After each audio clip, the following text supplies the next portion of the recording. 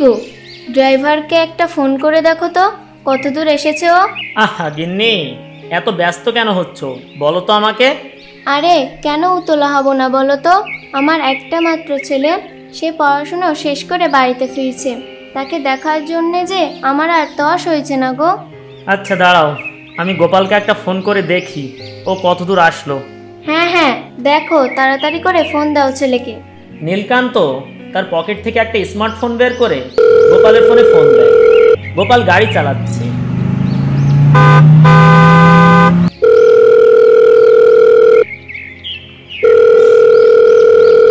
তার পাশের সিটের ওপরে রাখা ফোনটি বাজছে। হ্যালো গোপাল, তুই কোথায়? এই তো সাহেব, আমি পথেই আছি, আর মিনিট 10-এর মধ্যে চলে আসবো বাড়িতে। আচ্ছা আচ্ছা, জলদি আয়, আমরা রেডি হয়ে বসে আছি। আচ্ছা সাহেব।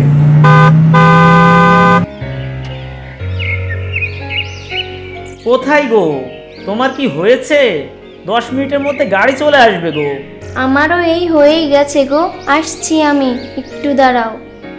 নিজেই তো এত তাড়াহুড়ো করছিলে, আর এখন নিজেই কিনা বলছো দাঁড়াতে। তোমাকে নিয়ে আমি আর পারি না, বুঝলে গিন্নি? হয়েছে, এবার থামো, গাড়ি আসার আগেই আমার হয়ে যাবে। এতখানি পথ যেতে হবে, একটু তো গোছাতে দেবে নাকি? আচ্ছা আচ্ছা ঠিক আছে, তাড়াতাড়ি করো। কিছুক্ষণ পরে ড্রাইভার গাড়ি নিয়ে বাড়ির নিচে এসে হর্ন বাজাতেই নীলকান্ত আর লক্ষ্মীরানী বাড়ির মধ্যে থেকে এসে গাড়িতে বসে। চল চল, গাড়ি কি ফুল ট্যাঙ্ক করেছিস নাকি? হ্যাঁ হ্যাঁ, গাড়ি একদম ফুল ট্যাঙ্ক করে নিয়েছি সাহেব। ঠিক আছে, বিধাতার নাম নিয়ে এবার রওনা দে তাহলে। গোপাল গাড়ি ঘুরিয়ে শহরের পথে রওনা দেয়। তারা গ্রামের আঁকাবাঁকা মাটির রাস্তা শেষ করে বেরিয়ে পড়ে শহরের লম্বা হাইওয়েতে। তারা যেতে যেতে রাস্তার পাশে একটা টং দোকান দেখতে পায়।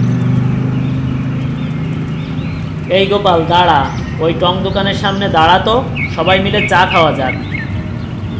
গোপাল গাড়ি থামাতেই আকাশ মেঘাচ্ছন্ন হয়ে পড়ে। চারপাশ কালো মেঘে ছেয়ে যায় আর প্রচণ্ড বৃষ্টি শুরু হয়। এ কি অলক্ষণে কাণ্ড, হঠাৎ করে আবার বৃষ্টি শুরু হয় নাকি? হ্যাঁ সাহেব, আমিও তো অবাক, 1 সেকেন্ডের মধ্যে কি করে এমন বৃষ্টি শুরু হতে পারে। সামনে পাহাড়ি এলাকা, আর পাহাড়ি এলাকায় এমনটা হওয়া স্বাভাবিক। এক কাজ কর গোপাল, 3টা চা বল, আমরা গাড়িতে বসেই চাটা খাই। হ্যাঁ সাহেব, বলছি। ড্রাইভার গাড়ির জানালার কাচ খুলে টং দোকানিকে জোরে জোরে কিছু ডাক দেয়। এই যে ভাই, দোকানি ভাই, শুনছো ভাই? হ্যাঁ সাহেব, বলুন কি হয়েছে?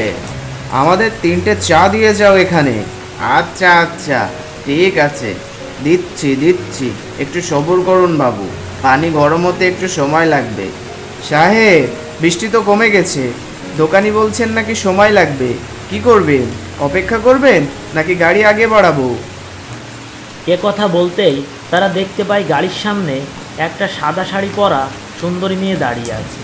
তারা সকলেই সেই মেয়ের দিকে এক দৃষ্টিতে তাকিয়ে থাকে। কিছু সময় পর সেখানে দোকানি এসে বলে, সাহেব, এই নিন আপনাদের চা। কি ব্যাপার, আপনি যে বললেন আপনার নাকি সময় লাগবে, এখন কি হয়েছে আপনার? এত তাড়াতাড়ি চা নিয়ে কেন আসলেন? এ কি বলছেন আপনারা? আমি তো আপনাদের বলার প্রায় 15 মিনিট পর চা নিয়ে আসলাম। দোকানের কথা শুনে সকলে বুঝতে পারে তারা এত সময় ধরে মেয়েটার দিকে তাকিয়েছিল। তাই তারা কোনো কথা না বলে খুব তাড়াতাড়ি চা খেয়ে দোকানিকে টাকা দিয়ে সেই জায়গা থেকে চলে যায়। আর দোকানি তাদের দিকে তাকিয়ে একটা রহস্যময় হাসি দেয়। যা যা, তাড়াতাড়ি এখান থেকে বের হয়ে যা, জায়গাটা খুব একটা ভালো বলে মনে হচ্ছে না আমার কাছে। সাবধান সাবধান সাবধান, হা হা হা হা হা। গোপাল খুব দ্রুত সেখান থেকে গাড়ি চালিয়ে রওনা দেয়। কিছু দূরে যাবার পর তারা সেই একই চায়ের দোকানের সামনে এসে থামে। আরে সাহেব, আমার মনে হচ্ছে আমরা আবার সেই একই চায়ের দোকানের সামনে এসে থেমেছি। আরে না, এটা তোর মনের কোনো ভুল হবে হয়তো, তুই গাড়ি চালা ঠিকঠাক মতো। গোপাল আবারও বৃষ্টির মধ্যে একই রাস্তাতে গাড়ি চালাতে থাকে। কিন্তু তারা ঘুরে ঘুরে একই রাস্তাতে আসতে থাকে, আর তাদের সামনে সেই একই মাইল পোস্ট বারবার আসতে থাকে। মাইল পোস্টে লেখা ছিল রামচন্দনপুর 30 কিলো। তারা বুঝতে পারছিল না এটা কি করে সম্ভব। তারা তো সোজা রাস্তা দিয়ে এগোচ্ছিল, কিন্তু কি করে তারা সেই একই জায়গায় পৌঁছে যাচ্ছে। এই গোপাল, গাড়ি নিউটন নে। সন্ধ্যা হয়ে গেছে, প্রচণ্ড বৃষ্টি হচ্ছে। নীলকান্তের কথা মতো গোপাল গাড়িটা ঘুরিয়ে গাড়ির হেডলাইটটি জ্বালিয়ে সোজা চলতে থাকে। কিছু দূর আসতেই গোপাল দেখতে পায় তার সামনে সেই মেয়েটি দাঁড়িয়ে আছে, কিন্তু এবার মেয়েটি আগের মতো আর সেই সুন্দর রূপে নেই। মেয়েটির সারা শরীর যেন পুড়ে ঝলসে গেছে, আর চোখ দিয়ে যেন রক্ত ঝরে পড়ছে। গোপাল এই দৃশ্য দেখে নিজেকে সামলাতে না পেরে গাড়ির কন্ট্রোল হারিয়ে গাড়িটা পাশে থাকা খাদের মধ্যে পড়ে যায়।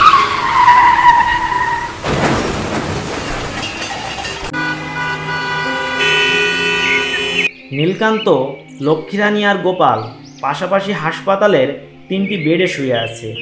পাশে ডাক্তার, মল্লিকা আর রবিন দাঁড়িয়ে আছে। হঠাৎ নীলকান্ত আর লক্ষ্মীরানীর জ্ঞান ফিরল। আমি কোথায়? আমি এখানে কি করে আসলাম?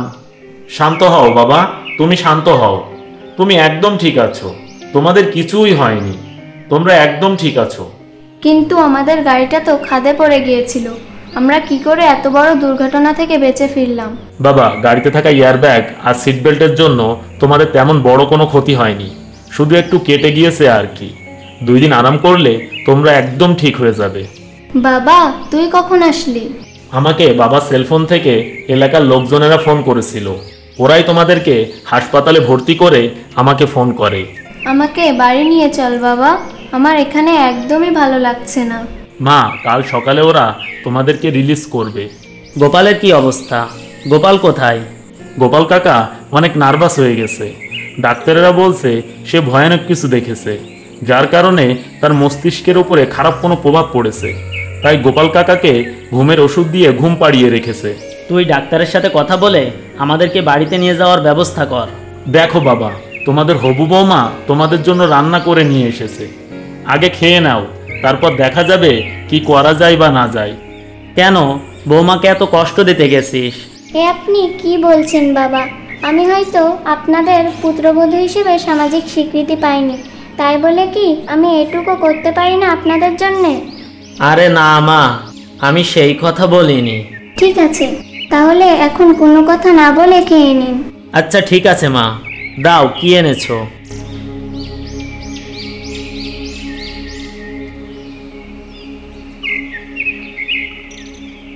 বাবা রবিন, আমার পাশে এসে বস, আমার কথা শোন একটু তুই।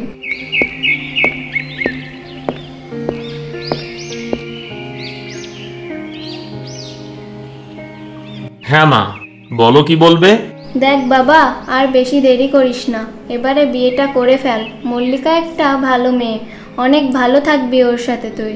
আচ্ছা মা, বিয়ে তো আজ করি আর কাল করি, করতেই হবে। আর তোমরা যখন চাইছো তখন তাই হোক, আমি রাজি আছি। তুমি বিয়ের ব্যবস্থা করো। আচ্ছা বাবা, যা তুই কাকে কাকে বলবি সেটা ঠিক কর। আমরা আজ বিকালে যাব মল্লিকাদের বাড়িতে বিয়ের পাকা কথা বলতে। আচ্ছা ঠিক আছে, তাই হবে।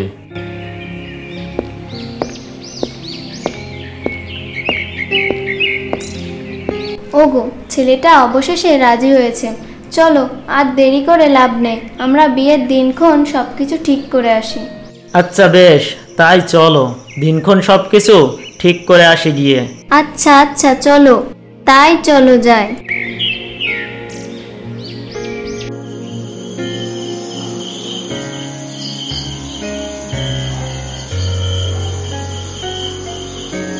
তা আপনার কোনো আপত্তি নেই তো ওদের এই মাসে বিয়ে দিয়ে দিলে? আরে আপনি যে কি বলছেন এইসব? আমার কেন আপত্তি থাকতে যাবে? আপনাদের ঘরে আমার মেয়ে যাবে, আমি তো মনে করি এটা আমার মেয়ের কপাল। আপনি যেদিন ইচ্ছে সেদিন নিয়ে যান, মেয়ে তো এখন আমার একার না, মেয়ে তো আপনাদেরও। আচ্ছা, তাহলে আগামী বুধবার বিয়ের দিন পাকা করা হোক, কি বলেন আপনি?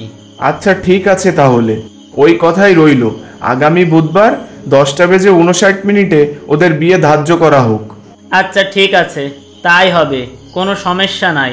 আমি চলি তাহলে এখন, কেমন? সে কি কথা, রান্না চলছে, খেয়ে দিয়ে তারপরে যাবেন। আরে এত উতলা হন না, এখন থেকে আসা যাওয়া খাওয়া দাওয়া এসব চলতেই থাকবে। আজ আমরা উঠি। আচ্ছা ঠিক আছে, তাই আসেন তবে।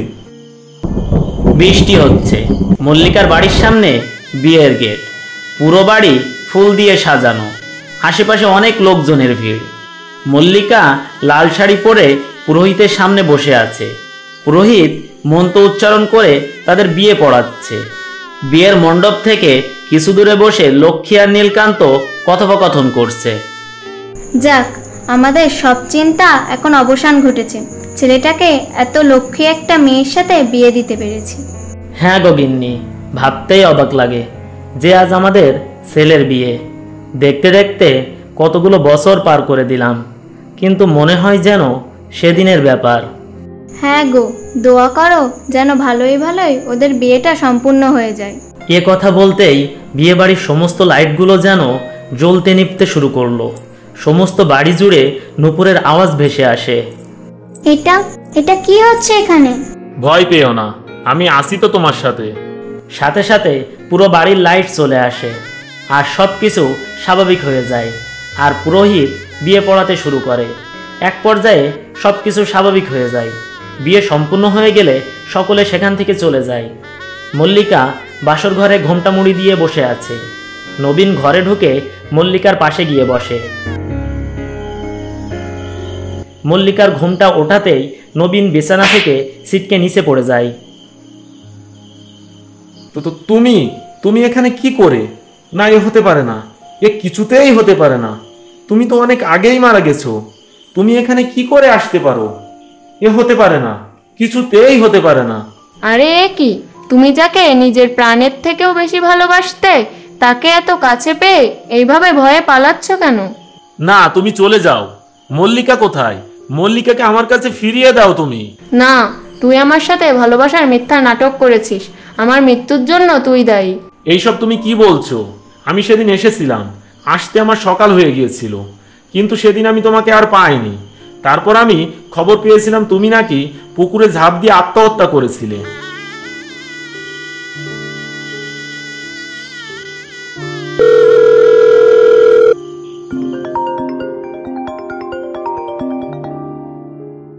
হ্যালো।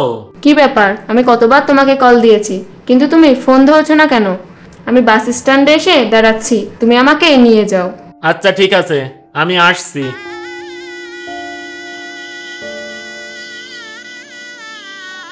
এ কি, কত সময় ধরে আমি দাঁড়িয়ে আছি, কিন্তু নবীন এখনো আসছে না কেন? দেখি তো ফোন করে।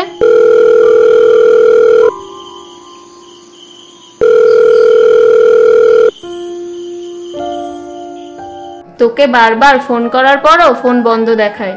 এদিকে ভোরের আলো ফুটে যায়, তাই আমি নিরুপায় হয়ে পুকুরে ঝাঁপ দিয়ে আত্মহত্যা করি। আমার মৃত্যুর জন্য তুই দায়ী, আমি এর বদলা নেব। এই বলে কামিনী তার আসল রূপে চলে আসে। তার চোখগুলো যেন লাল হয়ে আসে, পচা গলা, অর্ধগলিত শরীর থেকে রক্তের ফোঁটা গড়িয়ে পড়তে থাকে। ঠিক তখনই সেই জায়গায় মল্লিকা চলে আসে। দাঁড়াও কামিনী, দাঁড়াও। তুমি পুরো সত্যিটা জানো না কামিনী। সেদিন রাতে আমি আর নবীন আমার গাড়িতে করে তোমার কাছে আসছিলাম। পথে আমাদের গাড়ির সামনে একদল ছিনতাইকারী এসে আমাদের গাড়ি, ফোন, টাকা সব নিয়ে যায়। আমরা হেঁটে যখন ওইখানে পৌঁছাই ততক্ষণে তুমি ওখান থেকে চলে গিয়েছিলে। এরপর আমরা তোমার মৃত্যুর সংবাদ পাই। তোমার মৃত্যুর খবর শুনে নবীন প্রায় পাগল হয়ে গিয়েছিল। আমি খুব কষ্টে ওকে ভালো করে তুলেছি আর সারা জীবন ওর খেয়াল রাখার প্রতিজ্ঞা করেছি। এই কথা শুনতেই কামিনীর আত্মা সেখান থেকে চলে যায় আর মল্লিকা ও নবীন স্বাভাবিকভাবে জীবনযাপন করতে থাকে।